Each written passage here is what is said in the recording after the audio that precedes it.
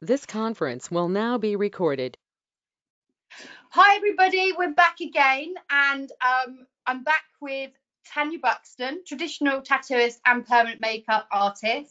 And today we are going to talk about all things shading. So not any particular area, although I do have a lot of questions about brows, Tanya. Okay. But shading in general. So let's dive straight in, Tanya. And the first question is, why is shading a good technique to be able to use? Any tips on that? For me, shade? shading's versatile. I think it's versatile. It ages nice in the skin. You know, we all know hair strokes upon hair strokes upon hair strokes. As the years and years go on, it pretty much turns into a powder brow. Give it time. Yeah. So sometimes I just feel just doing the shading and stuff, you can create more softness and definition at the same time. It ages nice in the skin. You can get it to sort of fade nice over the years and things like that. And it's suitable for all skin types as well. Yeah. And the fact that you can build it up, so you can go really, really natural, or you can build it up to be something a bit more solid. And I suppose it's a quick way of getting a lot of colour into the skin. Otherwise, if you were doing pointillism the whole time to get a shaded look, you'd be there for hours. You'd get a lot of swelling, whereas a shading technique, you can get a lot of colour in there in a very short amount of time. Yeah, definitely. Yeah. I mean, it's down to needle choice and stuff as well, but I do feel, like you say, with the pointillism and stuff like that, sometimes it can just be unnecessary work for what you're trying to achieve. And obviously, just coming from the tattooing background, I've always been taught you get in and you get out as quick as you can, because you want to cause as less trauma as possible, but get the best results at the same time. So it's sort of getting that one that's right for the job, to get as much pigment in as fewer passes, really. Yeah, I agree. Next one, hair strokes versus shading. What's more natural looking? Now, I've changed my mind on this actually over the last probably 5 to 8 years. I used to be a hair stroke girl through and through. If someone said I want natural, I would think, okay, hair stroke's the way to go. But the more I have been tattooing, the more I feel that now you can get a really natural, soft, pixelated effect with shading, especially if you've got someone that's really, really fair, or someone that's quite mature and maybe they've got quite a few lines and wrinkles in their forehead. I just don't think hair strokes are the way to go now, because in each of those little lines that they've got, the pigment will pool or migrate in each of those lines. Their wrinkles in their forehead when you're doing the hair strokes, it just looks awful. It doesn't look natural at all. So I'm doing a lot more shading eyebrow work on more mature ladies, and I do get quite a lot of mature ladies come to me in our clinics. So I'm doing more and more of that, or hair strokes with a bit of shading, bit of a combination brow. Yeah, I like. And I know that you are a fan of shading. I'm a huge powder brow fan. I was ironically never taught powder brows in my permanent makeup training. I was only taught hair strokes because I was told powder brows weren't in fashion anymore. Okay. So when I started getting asked for them, once I was doing the makeup, I basically translated how I shade a tattoo into eyebrows. So I kind of taught myself how to do powder brows essentially. But the more I have done them, I've realised they are really versatile. And I feel the same as you with hair strokes. I think they do look lovely, like when they're first done, and there's some amazing realistic patterns, and people are so clever like now, but it's kind of like tattooing kind of went the same way. You almost start getting too clever for what you're producing. What can physically be done in the skin. Exactly. The skin is unpredictable. It's not pen on paper, it is ink in skin. And I think, yes, we're all adapting and the machines are amazing and there's so much knowledge and there's more needle choice, and so things can get cleverer, but you still have to remember your fundamentals of tattooing and remembering how things are going to age in the skin over time. And that your skin's alive. Your skin's Yeah, alive. exactly. It's not, Yeah. like you say, it's not a piece of paper. It's the biggest organ that you have got, and it's not actually asking to be tattooed. So you've got to work with it. You can't work against it. And I wonder, just going back to what you said with regards to your trainer saying to you when you first trained, powder brows are not in fashion anymore. I wonder if they were referring more to those block brows, because for me, those block heavy slug brows are a million miles away from the powder brows that we're seeing now. Yeah, I mean, it could be. It was about 5 years ago now I did my training. So I think maybe the boom of hair strokes was maybe a bit more popular at that time. But yeah, I remember you saying That's right. that powder brows aren't fashionable. You don't need to know that. So I was a bit like, oh, okay. But then, yeah, I think things change, don't they? Things evolve. Yeah, definitely. Do you want to ask one of your questions that you've been asked? Yes, so it's kind of similar to what we've just covered actually. I was asked if there are certain techniques for certain skin types. Okay. Go. I'll let you start. You go first. Okay. Well, I love talking about skin types actually, and the fact that different skin types, you'll get different healed results. Like you say, oily skin are never going to hold a hair stroke, not in a million years. So let's not even try and not meet our clients' expectations. So let's just go in with a nice soft powdered brow.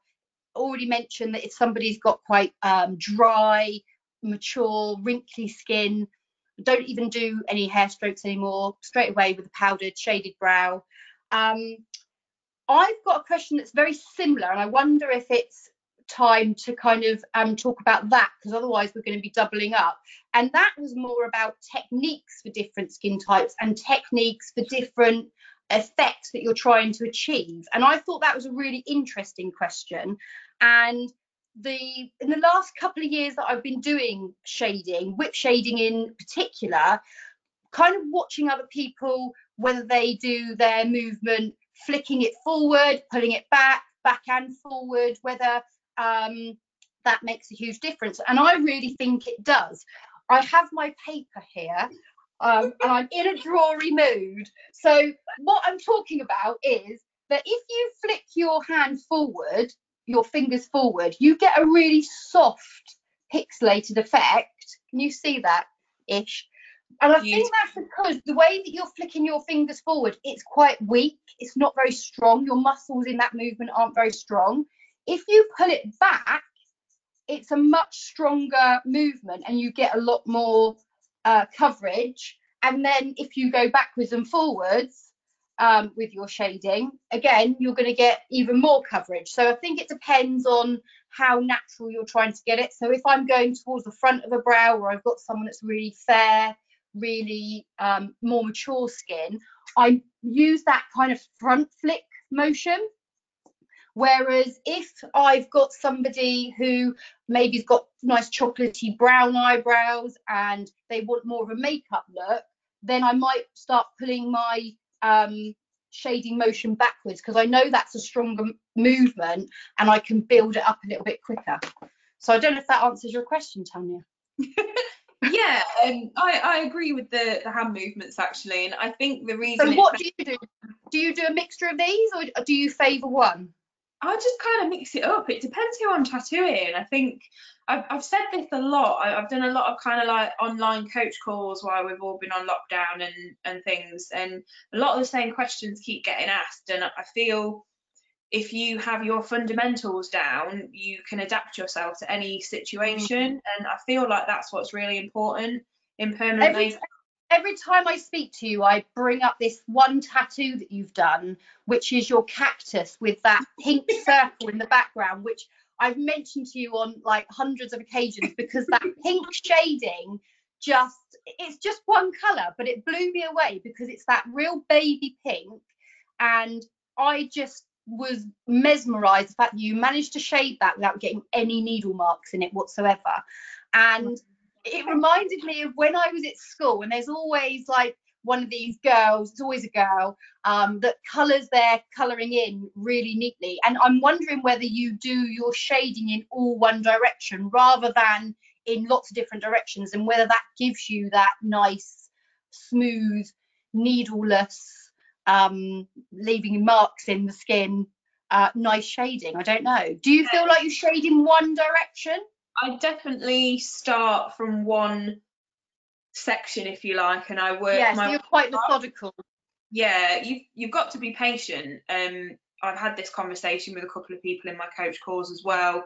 I think that people just kind of get impatient, so they're shading their eyebrow, looks all great, and then they start speeding up a little bit, and then they go to the front and do a fancy bit, and you haven't finished like the bit that you first started, so you're going to get these overlapping, crisscrossy bits of saturation. Basically, it'll be uneven saturation. It might look smooth when it's fresh, but as soon as that's healed, that's when you're going to get your patchy unevenness. And I think really when I first started tattooing, good old spiky tribal was still in fashion, so it's that solid black.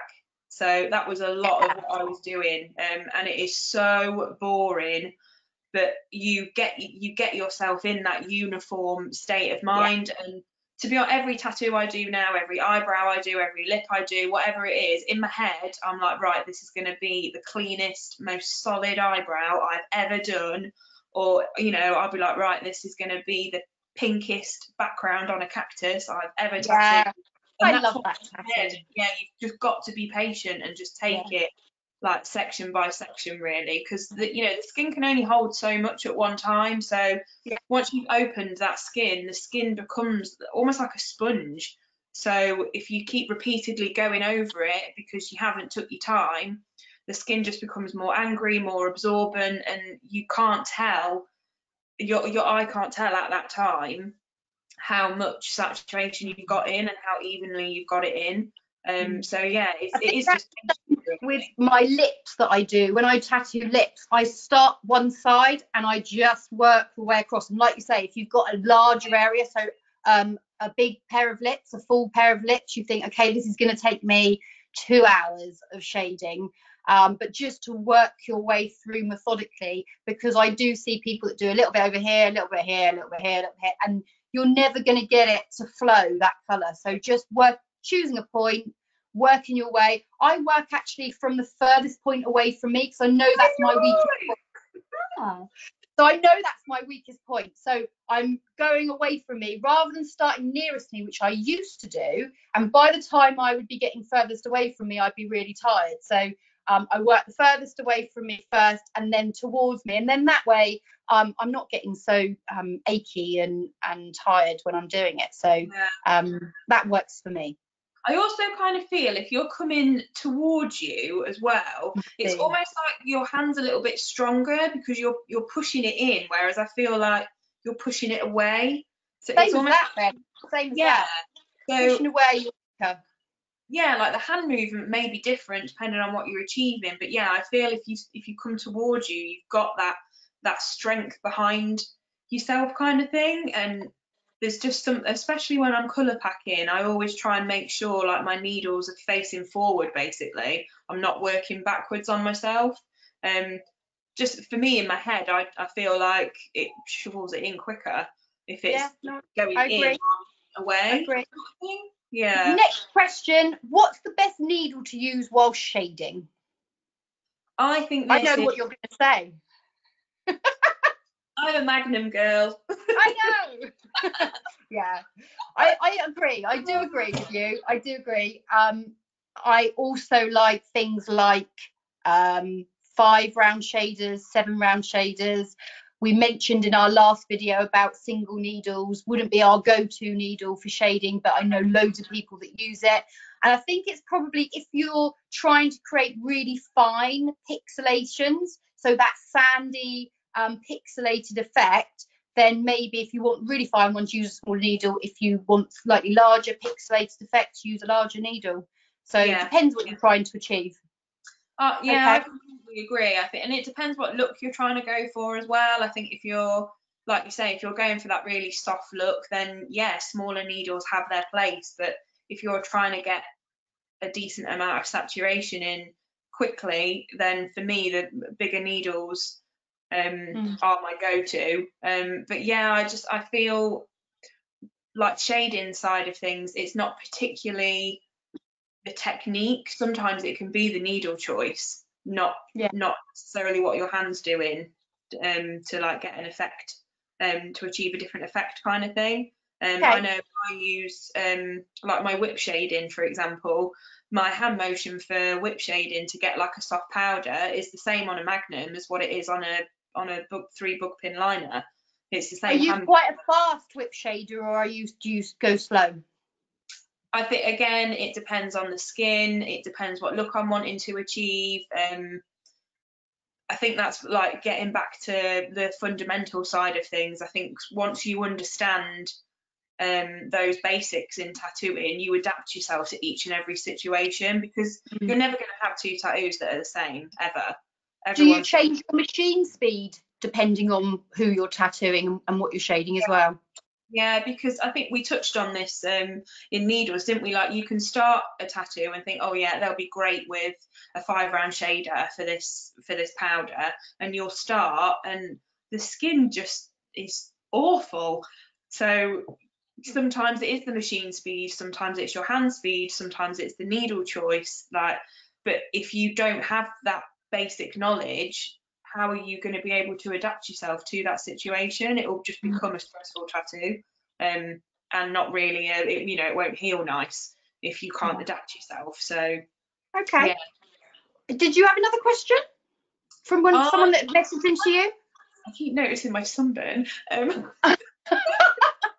You look glowing, Tanya, just glowing. I literally am, aren't I? You look lovely. Wear sunscreen, folks. Yeah, wear sunscreen. We've covered a little bit of it already, actually. I basically got asked shading techniques for lips.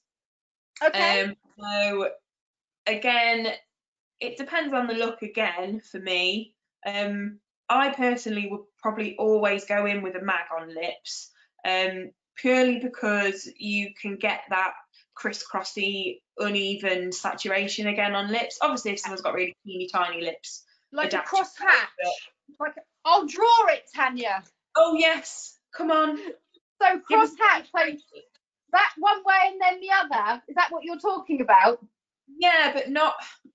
You know where it's kind of, because your needle's smaller, I think I've said it before, if you paint a big massive wall with a little teeny tiny toothbrush, you can see those little overlapping marks where you've kind of gone everywhere, whereas I feel with a bigger needle or a big roller, you'll get that coverage more. You'll get a lot more colour in. When I was first taught to do lips about 15 years ago, I was taught that you do your lip liner and then you are doing these tiny circles right up against the lip line, and all I decided was that all you create is a load of trauma in the skin, and you just end up with basically a glorified lip liner. So I do my lip line, or at least 2 passes of it now before I do any shading, but I much more prefer sort of like either in one direction of a back and forward shoveling motion to get the colour in, or like a crosshatch motion to get it in, and you'd end up with such less trauma, a lot less swelling, and a lot more colour retention. So all pluses. So I don't ever do any of these circles anymore. No, I just, not tiny circles anyway. Like when I'm colour packing with a mag, it is kind of a circular movement. But I think it's a bit of it's a big area to go into on just a web chat really with mags, because mags are they're a different ball game to liners. You've got to be careful and you've kind of got to know what you're doing, but to get that colour saturation in, it is kind of like a circular movement I do use with a mag. But I was the same as you. I was taught to do these teeny tiny little circles with a liner. I even remember in my training on my model, I said to my trainer, I was like, I can't go over this again, it's all chewed up. Yeah. And he was like, what do you mean? And I was like, the skin, you could see it. It was all You're flaky. thinking about a needle that's going round and Yeah, round and you round could and literally round. see bits of her skin all flipping up, and I was like, I can't go over this anymore. And she was just like, oh, I don't know what you mean. Like, and I just thought, oh God, no. Yeah. Interesting stuff. More. My next question that I had in was, what is 3D effects with shading?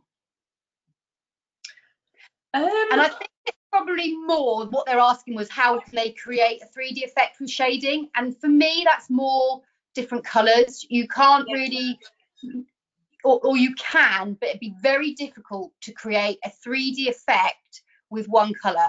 So I think when I do brows, I speak about this a lot when I'm doing my color theory, that I will do maybe a slightly darker, or not on everybody, but a little bit of a darker underneath part, because it makes it look 3D. To have something 3D, you've got to have a shaded area, your main base color, and then a light area. Otherwise, it's not going to look 3D. But you know, yes, you can do it with shading, but I think it would be very hard. Again, I think you're talking more about pen and paper than skin. Yeah, I think like what you said, if I'm going to go for a 3D, I would probably choose contrasting colours, like a darker and a lighter, to get that depth. You can achieve it in how you shade, obviously, with your dilutions and stuff like that. Like, so you can start with your 100% pigment in more concentrated movements, so you've got a more concentrated saturation, and dilute down and loosen your movements up, if you like. So basically, it's so more skin shows through, so it gives a gradient, if you like. But I kind of more light, the more light that passes through the skin, the lighter that pigment's going to be. So if you've got more light passing through your pigment that's in the skin, the lighter that's going to be. And that, I suppose, could create the lighter area. But I agree. I think you're still going to need to use lighter and darker colours to create that 3D effect. I think especially with the cosmetic pigments, because you can do those kind of tricks in tattooing, but obviously the pigments are a lot different and they're designed to be there like forever. So you can get a bit cleverer with things like that. Do you dilute your pigments at all for PMU? Yeah, not overly often.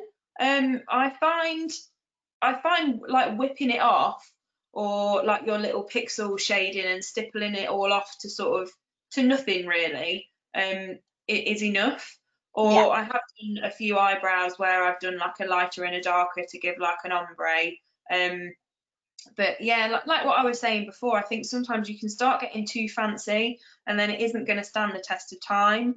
So yes, it looks nice on your Instagram picture that you've done this real fancy eyebrow with 3 different colours in, but it's not going to look as good in a couple of years' time as what your lovely one colour powder brow that was saturated nicely, all evenly. Like, is that's going to age a lot better. And I think that's where you'll get your name from, and that's where you'll get your returning clients from, and that's when they're going to trust you. And if you're come back to you, because it's no good if their brow looked great for 6 months or a year and then it started to go. That's just giving somebody the opportunity to go elsewhere to get them fixed and, you know, be loyal client for somebody else, aren't they? Okay. Sorry, what were you going to say? Oh, I was just going to get on my soapbox a little bit. I think. Are you getting up there? I am. I'm on it. Hold on. There we go. Go on. I was just going to say quickly, I think it's important that we do concentrate on those basics, so our makeup is standing the test of time, especially once lockdown is over.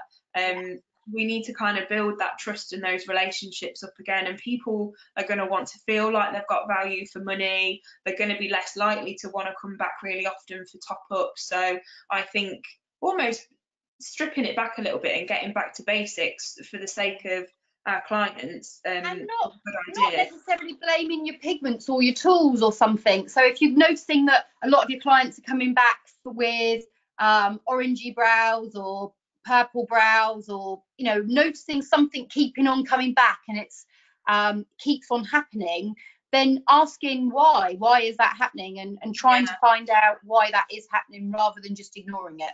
because if it's keeping on happening, then there's obviously a reason. So I agree.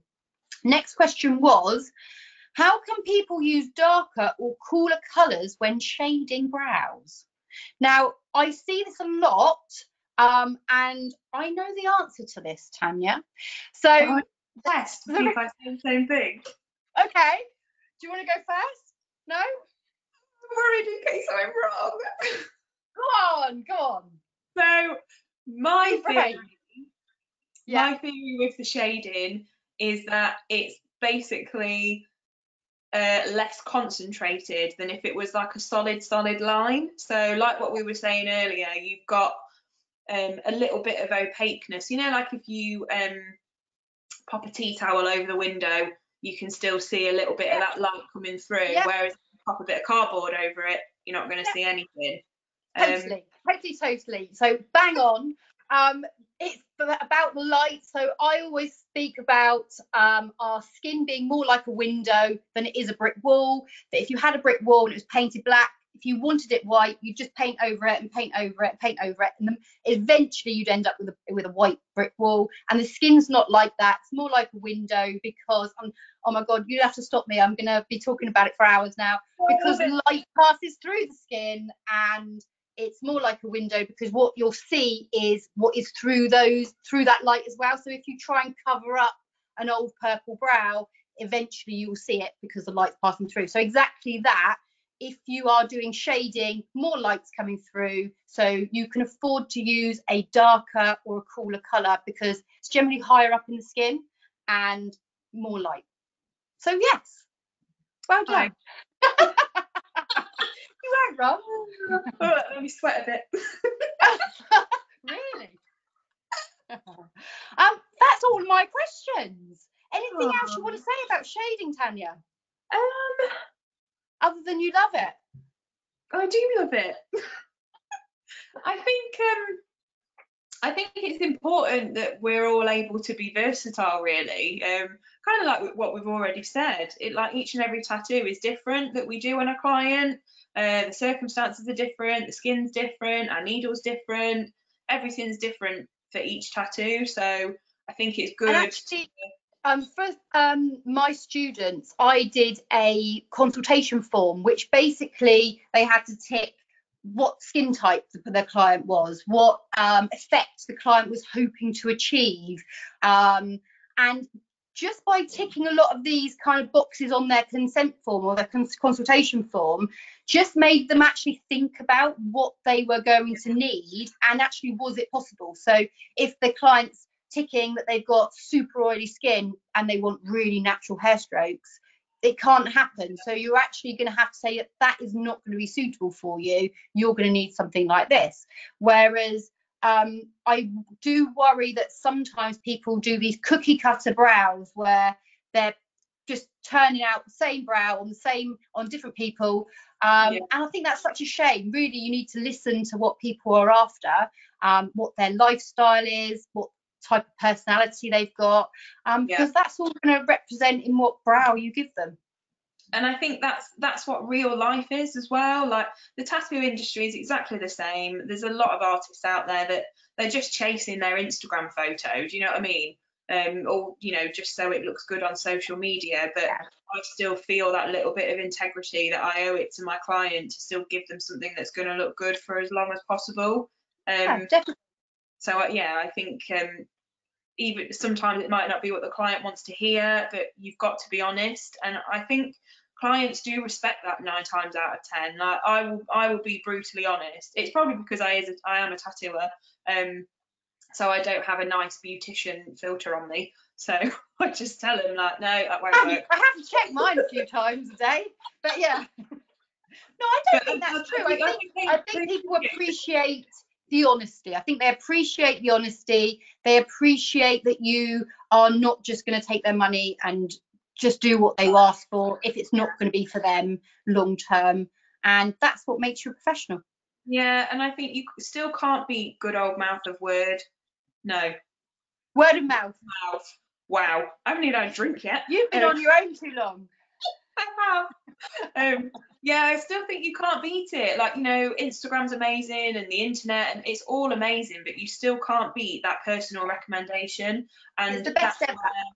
I think people turn up to your clinic a different client actually when they've had word of mouth. They're already trusting you. They've already seen your work firsthand, and that is, you're right. I think they're totally different clients. Yeah. Cool. I think it's important. Thank you very much for your time. Thank you. Lovely to see you again. Yeah, you too. I won't be as red next time I see you. Well, you might if we have more sunny weather. Oh, hopefully. It's making lockdown a little bit better. Yeah, a little bit more bearable. All right, Tanya, thank you very much. And All right, thank speak to you soon. Yes, I'll see you soon. Bye. Bye.